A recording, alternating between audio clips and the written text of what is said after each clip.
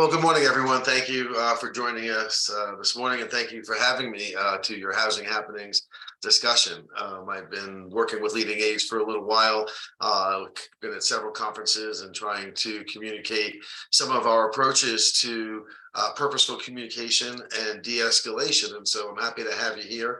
As we go forward, if you have questions, please feel free to put it into the chat. And I'll try to answer in real time, and I'll certainly leave questions at the end for anyone who wants to discuss any of your own issues. I'm happy to work through any other personal experiences you may have had in some of the topics that we are talking about. So please feel free to interject as we go. I'm going to get started. I'm going to just cover my video so I don't have to look at myself as I'm presenting, and we'll go ahead and get started. So again, my name is Dr. Stephen Goldberg. I'm the Chief Medical Officer for the Engage With Skills Training Program. What we're going to be talking about today is several things. We're going to be talking first of all about the scope of the problem, about violence and the things that people can experience when going into the home, particularly with people who are living with dementia, but really aggression can happen at any time and situations that we'll try to deal with. One of the things that we try to focus on is ego preservation. And I'll talk about our concept and how we look at ego preservation as a way to really dictate and kind of guide all interactions, not just with older adults, but with everyone that we interact with. I think you'll find an application everywhere. And then we're going to jump right into skills. We like to focus on skills and we engage with skills training programs. And we're going to talk about several of them that we focus on in our trainings. One is demonstrate respect.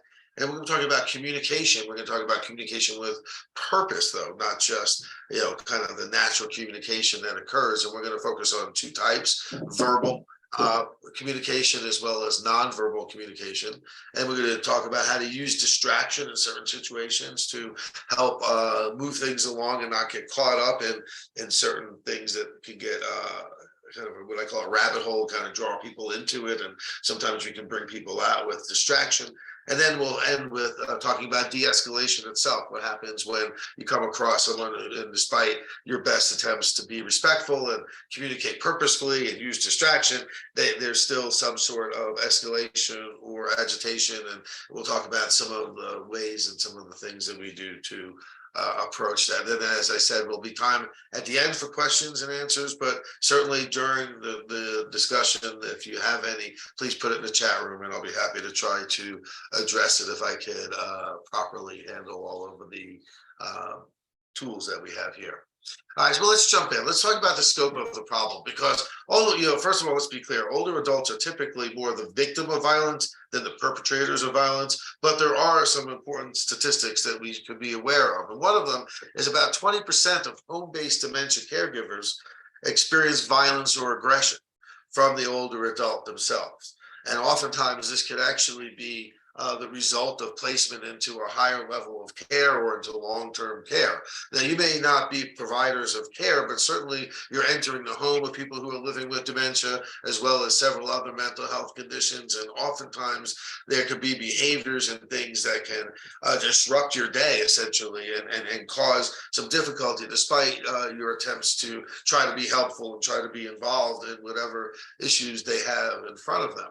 And so disruptive behaviors themselves can present really significant challenges for caregivers and those who enter the home. And so this is something that we all have to be aware of, because it can impact us at really any time as we are trying to work with and interact with older adults. And so what it does is not only affect us personally, but also adds the time to accomplish whatever required task we have to get done. Most of us have schedules. We have to get things done. If you're a caregiver, if you're a service individual, someone who's providing maintenance, it doesn't really matter what your role is. If you're in somebody's home and there's disruptive behaviors, it's going to add time to the process in and of itself. And that could disrupt schedules and cause tension in you and really kind of cause escalation in the process as you're trying to get things done and as you're interacting with the older adult. But there are a couple of important things to remember, because how older adults respond to situations really depends upon three important factors. And the first one is how they're actually being treated. Just like you and I, people get treated poorly, they're going to respond poorly. And so this is something that is directly controllable by you. Now, sometimes we think we're being respectful, we think we're doing the right thing, and then there's a reaction, a negative response, and we don't really understand why. And we'll talk about that in our skills. But let's just remember that as we are approaching people in any situation, and particularly older adults in their home who may be living with some other challenges, how they're actually being treated matters. It's not just about them. It's about, how, just like you, if you're treated poorly, you're going to respond in a negative way. And so we have to keep that in mind. We also have to think about their perception of their care or how they're being treated, because sometimes that is not accurate. And maybe they are distorted, or they have a misperception, or somehow an illness or a dementia is affecting their view of the situation. But this is something that can be influenced by you, and depending on how you react and how you hear it and your awareness of the situation, you can really have an influence on their perception of you or the process of what's going on. And this is something else that we need to think about, that with a little bit of purposeful communication, which we'll get to, this can really have an impact. And then the other thing that you have to realize is that, again, there are symptoms, and people do live with illness and other conditions. And so they just could be ill, and regardless of what you try to do, you may not have a direct impact on that particular illness or behavior. However, you can understand it better, and you can report it more accurately to the family members or to others who are caregivers who are responsible or involved in their care. So this is something that when you're approaching older adults, remember that there are a lot of things that we have to keep in mind. The other things that I like for people to think about is the idea that we're talking about individuals and we're talking about people. And so knowing the individual, understanding their situation, you don't have to become their best friend, but understanding their circumstances, what they need, what, the reason that, it brings you into the home, again, whether it's providing direct care or whether it is actually providing support or other services for the older adult. Understanding a little bit about their situation can really change and influence how you respond to them, because you want to go beyond their circumstances. They're not just an older adult who needs you in this moment. I mean, they have a whole life, they have a whole set of circumstances. You don't know what level of pain or confusion or turmoil they were living with right before you got there, or what they're expecting right afterwards. So you need to understand that sometimes to be better able to just be, functionally, efficient, to just be able to go in, understand what's going on, understand their circumstances, learn what they need and what you can do. Because, even though gaining a comprehensive knowledge of who they are is what we encourage for caregivers and those who are going to be, involved as partners in their care for a long period of time, you may not have that ability to do that, but that's okay. Understanding those first 2 points really does change the kind of complexion of that relationship. Because what's most important is you need to know what is considered respectful to them. Oftentimes people tell me that they don't understand what went wrong. They were being respectful, they were doing everything right, and then the person just turned and they have no idea why. It was clearly them, and they're ill and they're mentally ill, or they're demented, or whatever the situation may be.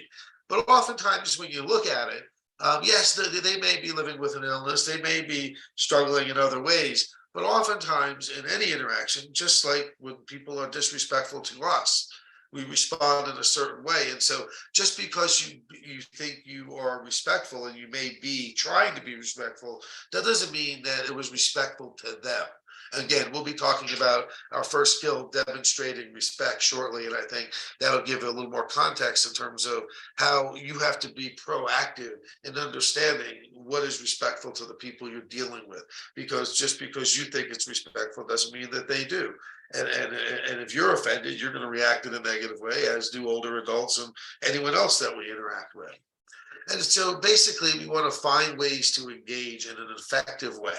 We need to do what we're there to do. We want to try to be helpful. We want to try to be respectful. And we, sometimes just finding a way to engage at their level and in a way that makes sense to them really changes the complexion of the relationship.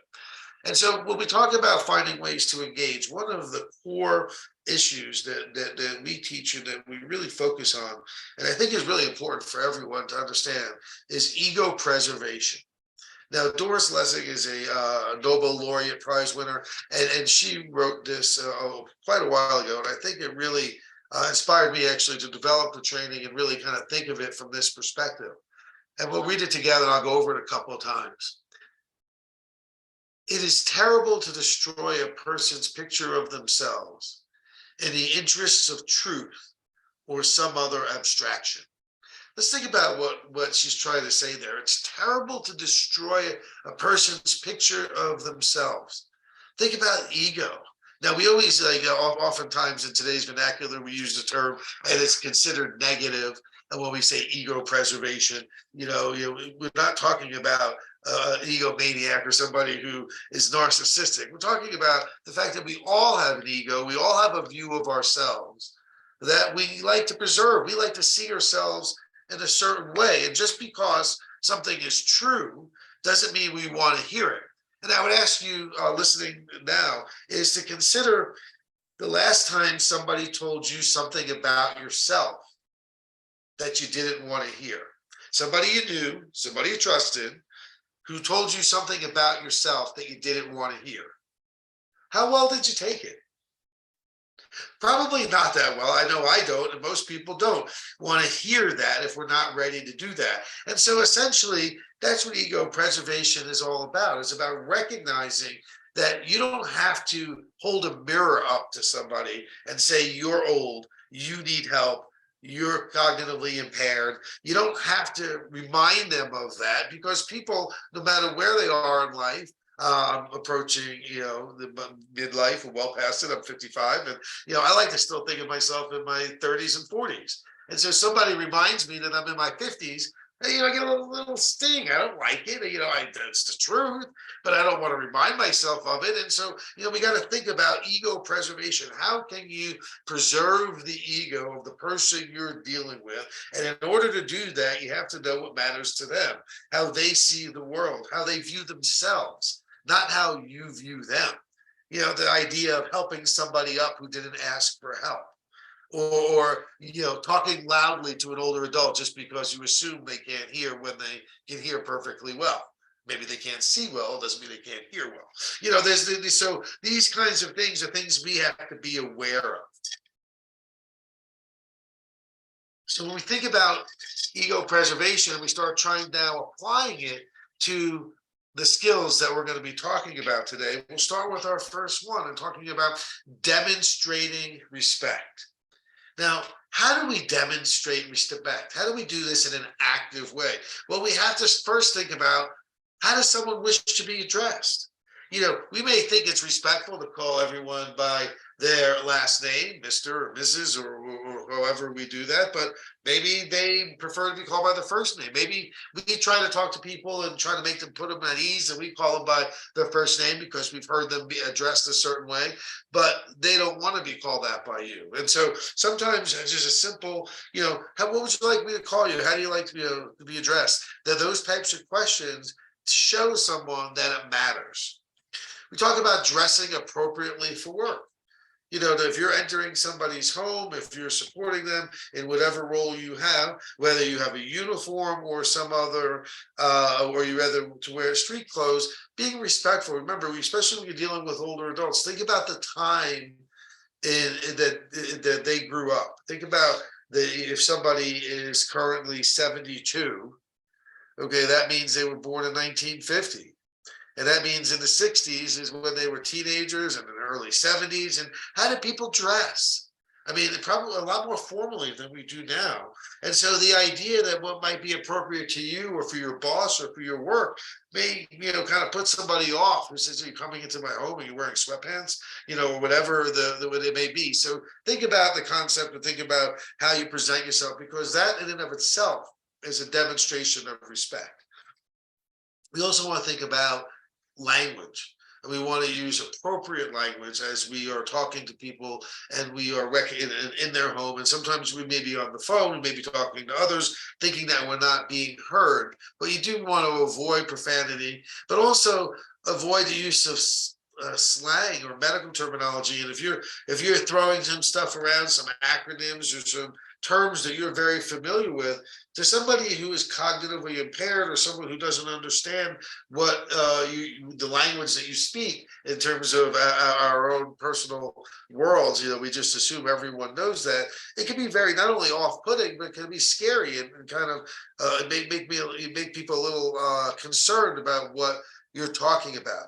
And so if someone talks another language in front of me and they're not referring to me, but it looks like they're talking about me, I'm going to get a little concerned about what they may be saying. And so sometimes using slang or other terminology or professional language can have an impact. And so take a moment, just explain, we use this all the time. This means this, this, this. And don't assume that you don't have to talk down to people, but you can, make sure that they understand the words and the phrases that you're using. If you have tattoos, nowadays tattoos are very common and people wear them. And I really do not advocate in any way that people cover them up or try to be someone they're not. However, to an older adult, somebody who grew up in an earlier time, tattoos were associated with a very, very different group and a very different mindset. And so who wore tattoos in the 60s and 70s, besides the people from the military? Thugs, criminals. Even the DSM, the manual that helps psychiatrists and other mental health professionals, put diagnoses on conditions. Back in the day when I was training many years ago, 3 or more tattoos was considered a risk factor for antisocial personality disorder. Nowadays, if you find someone with less than 3 tattoos, you wonder, what's wrong with them. And so it really has changed considerably. So if you wear tattoos, if you have tattoos, especially if they're visible on your body, when you walk into someone's home, you don't have to go and explain everything that you do. But if you notice that someone's looking at you or looking a little scared or noticing it and being a little off, rather than being offended, just say, hey, I noticed you noticed this means that. In my family, when we lose someone, we put their name on our neck, so every time I look in the mirror I can be reminded of that, or whatever it is, or when this is the way I express myself, or when I was younger I made mistakes, whatever it is. Sometimes just taking the time to explain it, caring enough to ask and saying something in and of itself about it is a demonstration of respect. They may not agree or like it, but it really does help to change the dynamic of the interaction. Excuse me. Okay, so we talked about our first skill, and obviously there's a lot more to talk about in terms of demonstrating respect, but in terms of recognizing the importance, I think we can establish that it really does change the tenor of a relationship. If somebody's disrespectful to you, how do you respond? And it doesn't matter whether they're intending to be respectful. You don't stop and go, oh, I wonder if that was their intent. Once you're insulted, you're insulted. So we want to keep that in mind as we are trying to demonstrate respect. So let's talk about our first communication skills. So we have 2 of them. The first one we're going to talk about, communicating with purpose, is the point, and we're going to talk about verbal expression, what actually comes out of our mouth when we speak to people. So we talk about verbal expression. One of the things we want to think about is our tone of voice, and it should be calm but not condescending. Think about how we say things. Oh, good morning. How are we today? How you doing today? Are you having a good day? Versus, hey, good morning. How are you? I hope you had a good night. There are different ways to say things. And sometimes we think we're being cutesy or we're trying to be connecting, and we think we're being respectful, but sometimes the tone of voice can actually be insulting. And because we want to adjust our volume to the individual needs of the person, not everyone with gray hair can't hear. And so if you're talking loudly to every older adult you meet, you may be insulting a good portion of them, saying, I hear perfectly fine, thank you very much. And so we want to make sure that we're not starting off the interaction by insulting them by speaking louder than you need to, because the hearing is fine. But it's also about the pace of speech. Sometimes people talk more slowly. So do you understand? And again, even though you may need to check with someone if they understand what you're saying, how you ask it, the pace of your speech can be perceived in a very different way based on whether it's too fast or too slow. For me, I speak very quickly, and so I have to remind myself to slow down.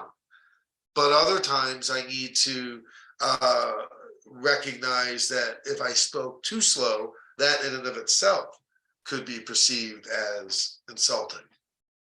So we also have to think about, again, how we're thinking about the message we're trying to communicate.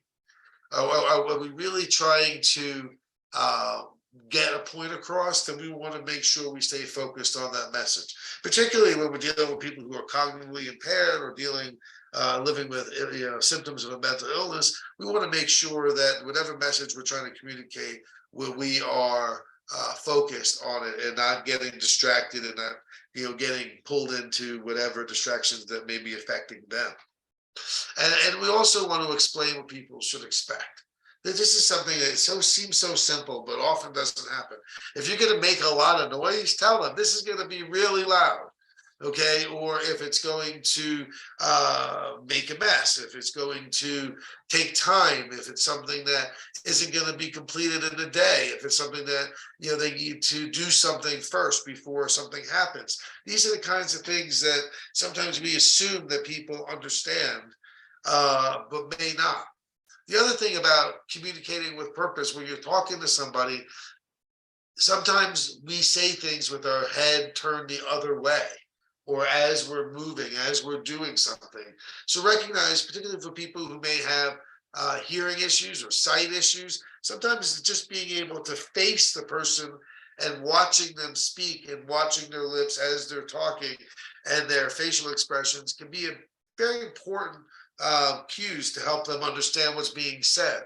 And so I know that myself, when I can't hear what someone says and I ask them to repeat it and they repeat it again and I still can't hear it, pretty soon I'm getting annoyed and I'm assuming it's their fault, even though I'm sure it's me. So these are the things that really can cause tensions that we don't always pay attention to. And so when we're thinking about communicating with purpose and we're thinking about how we're going to be interacting with people, we want to also think about distraction. Because again, sometimes people get pulled into certain things that concern them, either again with a mess, a smell, a problem, and sometimes using distraction can be very helpful. And what I mean by that is sometimes you can just describe something that you need help with. Oh, by the way, can you help me do this, this, and this? Just pulling their attention to something else. Okay, whether it's helping you, asking advice, assistant, can you hold this while I do this? It'll be really helpful if you can help. I'll be quicker if you can help me do this. Even though you might not actually need their help, bringing someone in and doing that can really distract them from their fear or paranoia or concern about whatever problem it is that they're dealing with.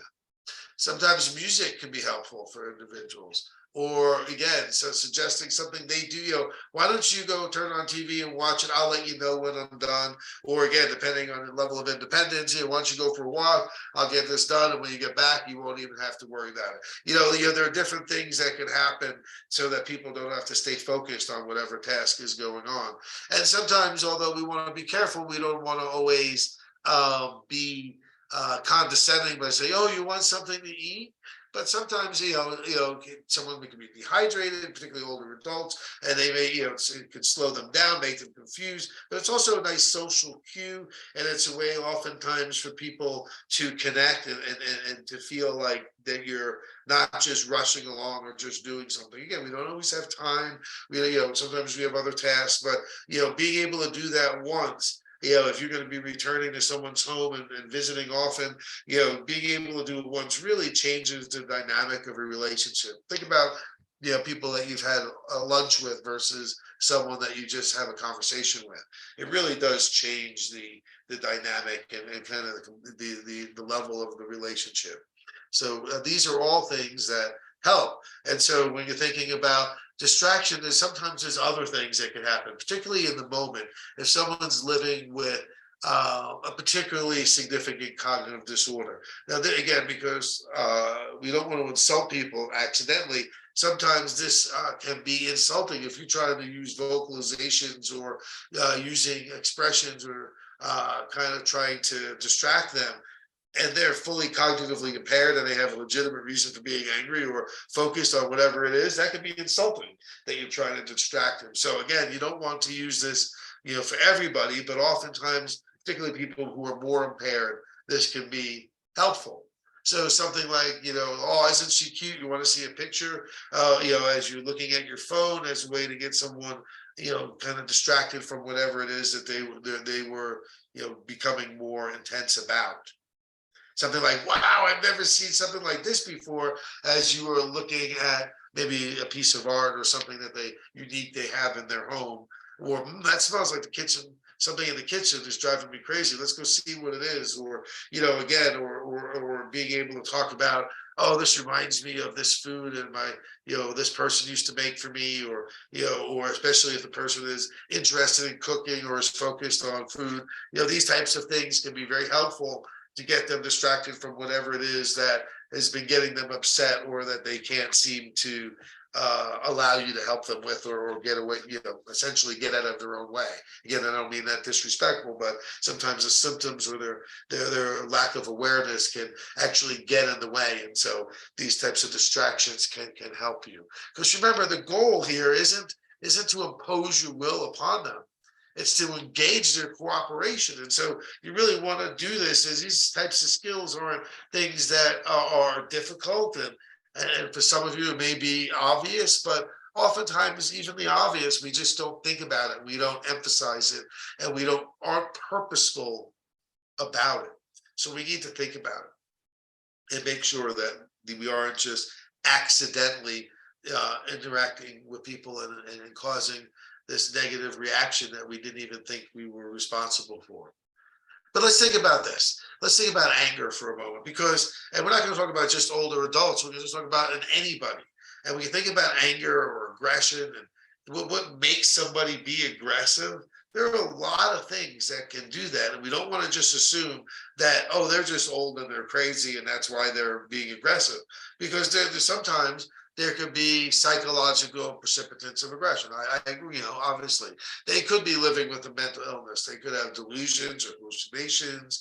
They could be fearful and feel like they need to defend other people, even though you're not really threatening them or others. And so, yes, that is a difficult issue. And you're not going to be able to deal with that if you're entering the home and you're not a care provider and you're not able to address that. But there are also a lot of other precipitants of aggression. I mean, there could be physical precipitants of aggression.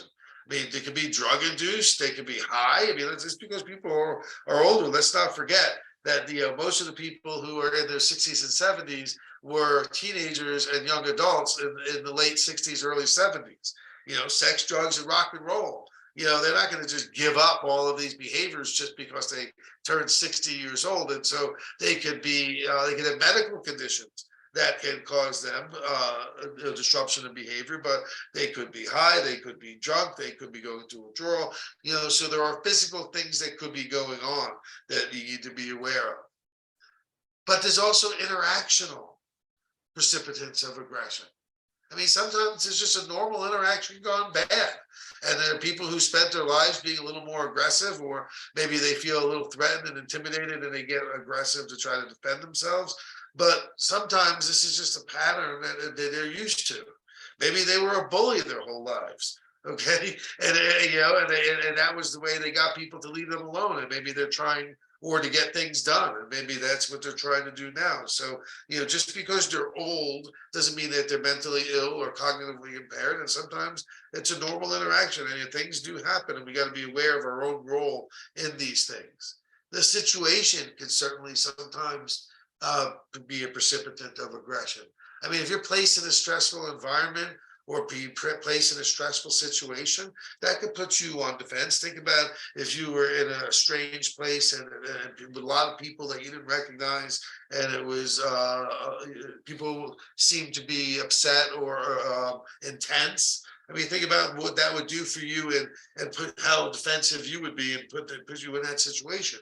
And whether that's real or not, if someone perceives that they're in a stressful situation or their environment is intruded upon, and they don't feel safe and they feel stressed, sometimes that could be a precipitant of aggression. And again, why the demonstration of respect and being able to communicate with purpose is so important, or maybe even distract them from those fears so that we can be able to be effective in whatever task we're trying to accomplish. There are also social precipitants of aggression.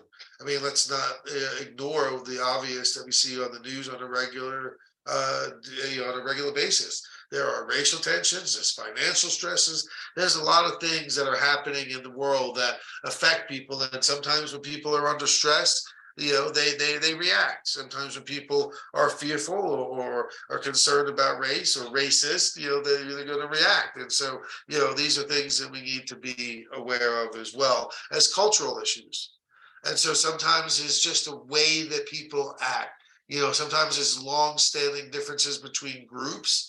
This is the way I act. I don't trust this population. I don't trust Jews. I don't trust Irish people. I don't trust Catholics. I don't trust Black people. I don't trust people from whatever it may be. There may be this long-standing thing that you can have nothing to do with it. But remember, we're also talking about going into people's homes, and people have a long history, and sometimes people's past are colored in dark ways, and maybe they're part of gangs, or maybe they've always been around violence, and that's just the way they deal with things. And so this is something else we need to be aware of. But let's not forget that there's also personal space. And sometimes people feel threatened, even though that's not your intent. So being aware and respectful of personal space needs is important. We want to recognize that, particularly in someone's home, you get right into their space, right into their place, it's going to cause a reaction. And particularly if you're not respectful, it's going to cause a more intense reaction than it might otherwise. That's too close can be intimidating and uncomfortable. We know that when someone's right in our space, but also too far away implies fear or lack of interest. And so standing, maybe being away at the door when you could have stepped through the door, talk to someone leaning back, all these types of things matter. So when we think about communicating with purpose, and now we're talking about our second, view of this and another skill, your posture. You look at this picture here and you see the individual standing there. He doesn't look like he's being very supportive or that he's being helpful. Or, he looks like he's making a point and he's not too happy about it. And his posture makes a difference. So how are you standing? Are you being intimidating? Are you being supportive? How are you presenting yourself? Even though that might not be your intention, maybe you had a busy day, maybe you're late for something else, and maybe you are just trying to, be, really purposeful in your intent to tell someone, I need you to do this. But if you're leaning forward and you have your hands on your hips as you're doing it, that's going to be scary. Maybe we need to think about other ways of how to present ourselves. We got to think about eye contact.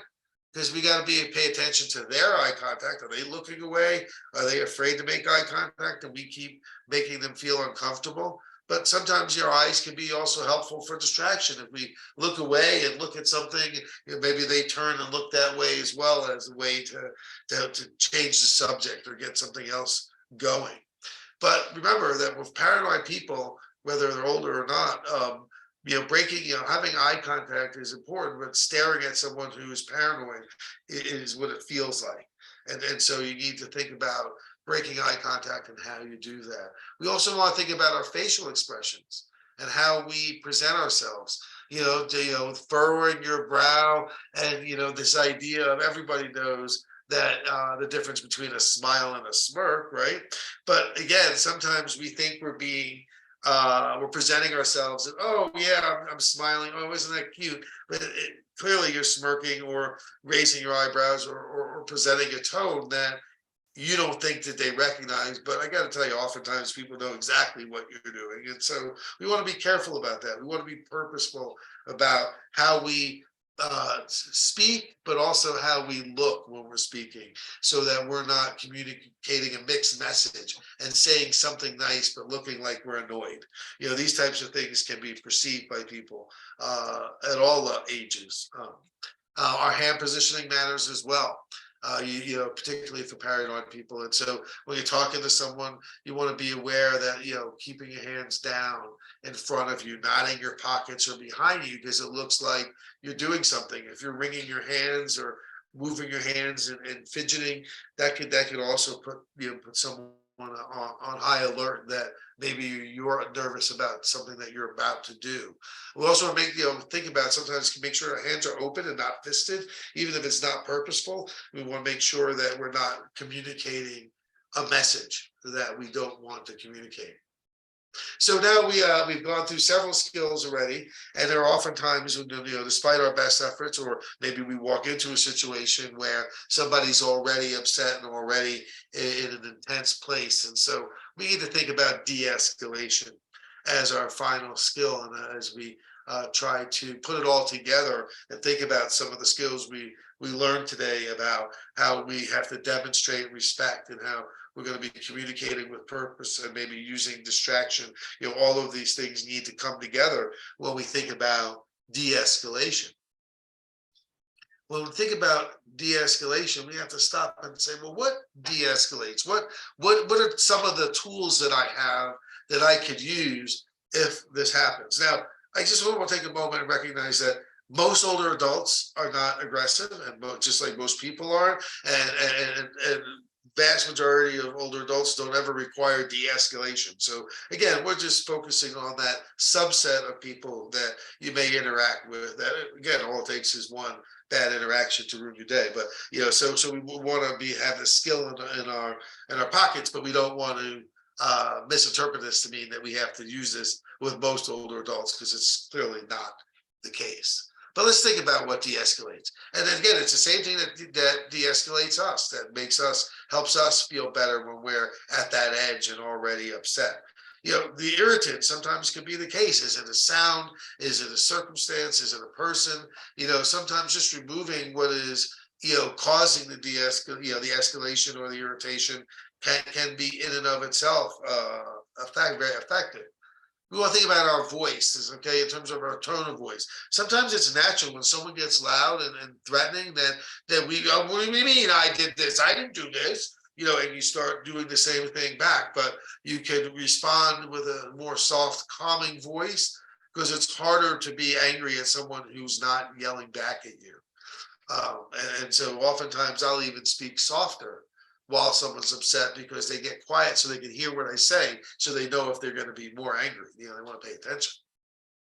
So we also want to think about stimulation, particularly for people who are cognitively impaired or living with other symptoms of a mental illness. The idea that it may be too loud, it may be too bright, it may be too many people, whether the TV's on, whether the fan is going, the lights are on, or whatever it may be. Sometimes just being able to decrease the level of stimulation around them can help to de-escalate and provide a calming feeling. But also negotiation matters and problem solving. I mean, just like with you, if you're upset and someone says, you just stop being upset. Doesn't matter what you're upset about, just stop. I mean, that never helps, right? But the idea of like, what are you upset about? What can I do? If this was upsetting you, how can I avoid doing this? I can't not do this. I have to get this done. I know that bothers you. Maybe we could do it in a different way, or you could be in a different place so that, it doesn't cause the same type of impact. So negotiation and problem solving, by definition, if you're talking with someone and getting them to explain why they're upset, you are already de-escalating. even though you may not know it because they're talking loudly or they're not saying what you want to hear. But the idea of getting someone to interact and speak about what's on their mind or express it is actually a positive step, even though it may not feel that way. Sometimes you want to use their own suggestions. Hey, listen, I know that you don't like this and this doesn't happen, but I know you've had to go through this before. What happened last time? How did you get through it? What can I do to help? Something to help kind of give them back some locus of control so that they feel that they're able to manage it and be able to do that. And again, compromising is always important. This idea of, okay, well, I needed to do this, but if you let me just get this done, then we can do this another time or whatever it may be. So this idea, just like negotiation, is finding this compromise or this common ground.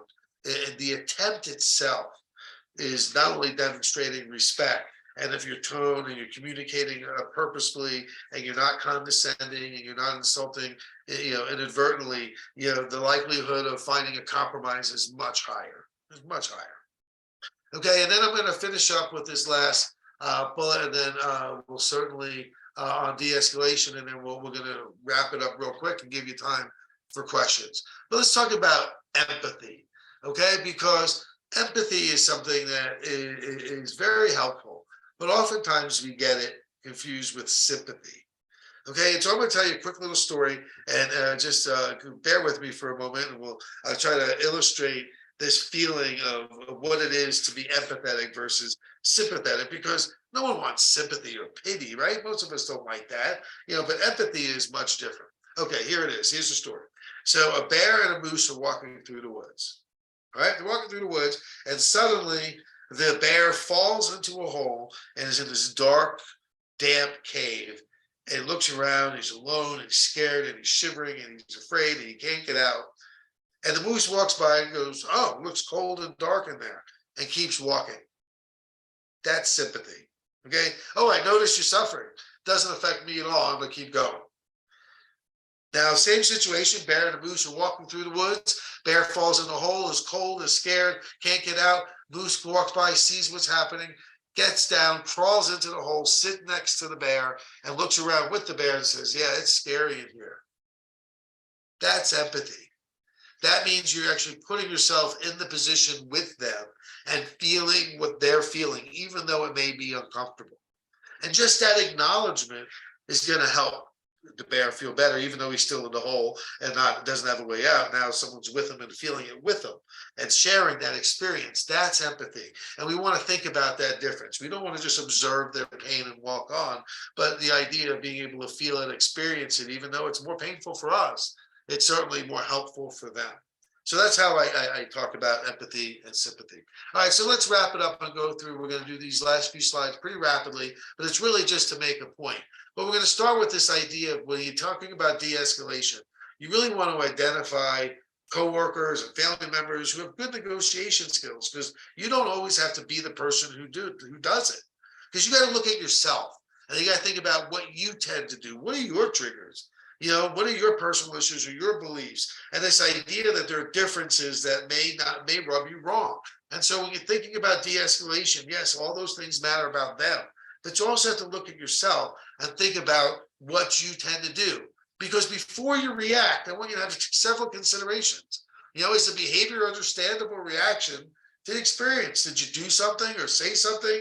I mean, is it a normal reaction before you just react and just call them crazy or call them they're old or whatever it is? Think about yourself and where it is.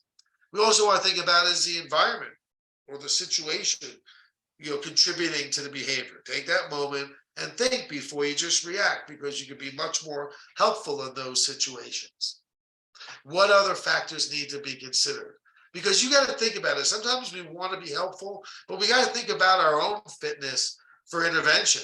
I mean, what is our role? Are we really there to help in this situation? Can we help? Are we supposed to help? Are we adding to the problem or being part of the solution? I mean, we have to really be honest with ourselves. And sometimes we're actually part of the problem. But also, what helps you to be what we call ready and steady and kind of give you that moment to take a step back and think before you react? I mean, are you trained to be a first responder? If you are, then absolutely do what you need to do and be part of that. But if you're not, if that's not your role, and you got to think about where you fit into the situation, because you got to recognize the situation. You got to ask for help from others who are liked and trusted by the person in distress. You may not be that person, but you can connect it and be helpful for them. You also, if possible, you want to reapproach when the person is calm. Sometimes our task can wait till later. We can put them at the end of the day or come back tomorrow or do what sometimes we can't. We have to get something done. But if it's possible, think about reapproaching rather than trying to force it at that moment. You also want to think about the individual, and you want to respect the dignity of the individual. Remember, this is their home, this is their world, and even though you may not agree or they may not understand what you're trying to do, you still want to respect the dignity of the individual. And when you really need to make a point, you need to get something done, and you're dealing with someone who's cognitively impaired, remember, keep your statements simple and the request simple. Don't be, oh, I need you to do this, this, and this, and then do this, this, and this. And, if you need something from them, or you need them to be part of something, you need to explain something, just try to keep it simple and very focused. So as promised, we still have 10 minutes left. I want to thank you for your time and your attention. And I'm going to be able to take some questions if anybody has any. Thank you so much, Stephen. If anyone would like to unmute at this time, if you have any questions, please feel free, or if you'd rather put them in the chat than to say them out loud, feel free to do that as well.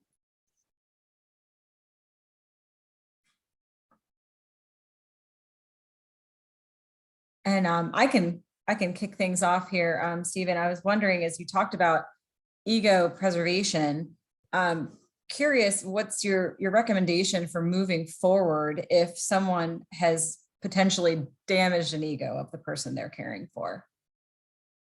Well, that's a great question, because oftentimes when we realize that this may be an issue, we realize we may have already crossed the line, and it might explain why we've already had some struggles. I always recommend being straightforward and taking a step back and saying, let's reset this.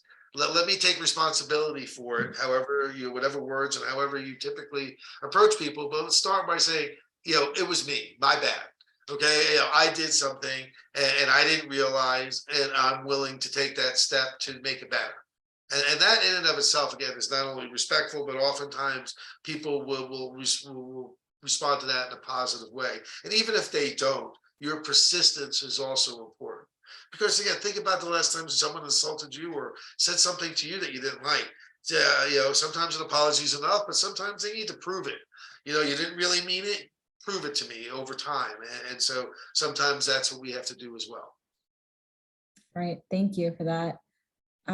We also have another question here in the chat. How do you de-escalate an ongoing conflict, something that's a reoccurring issue? Well, I think it is a lot of circumstances can be kind of go into it, but in general, I would start with this idea that again, trying to reset. What is the original source of the conflict? Am I contributing to it? Is it because of a underlying mental illness and a misperception that I can't get past, or is this something that can be negotiated and discussed? I think the important thing when we have these negative interactions and we have this ongoing problem, I think oftentimes we just feel that there's no way to stop it. Like we're stuck. And I always say, take a step back, reset, and just say, hold on a minute. Well, is this what we want? Is this something that I want? No. Is this something that they want? Probably not. And so even though they may not be able to take that first step or be able to understand, or it started off, on a bad foot, you could just take that moment and say, it was me. Responsible. I want to try to be helpful. What can we do? This is not helping anyone. It doesn't. I feel bad at the end of the day when we interact in a negative way, and I don't know if you do or not, but I'm assuming you do. So let's find another way. It's just that willingness to acknowledge it and not perpetuate it is often helpful. But I need more details to give you any more than that. Okay, thank you. I appreciate that. Do we have any more questions today for Stephen? Okay, I'm not seeing any come in. So I want to thank you so much for your time, everyone, for joining us. And Stephen, thank you for the presentation. We will share it out with everyone. This recording will be available, and you can feel free to share it with all of your coworkers. Thank you so much. You're very welcome. Have a great day. Thank you.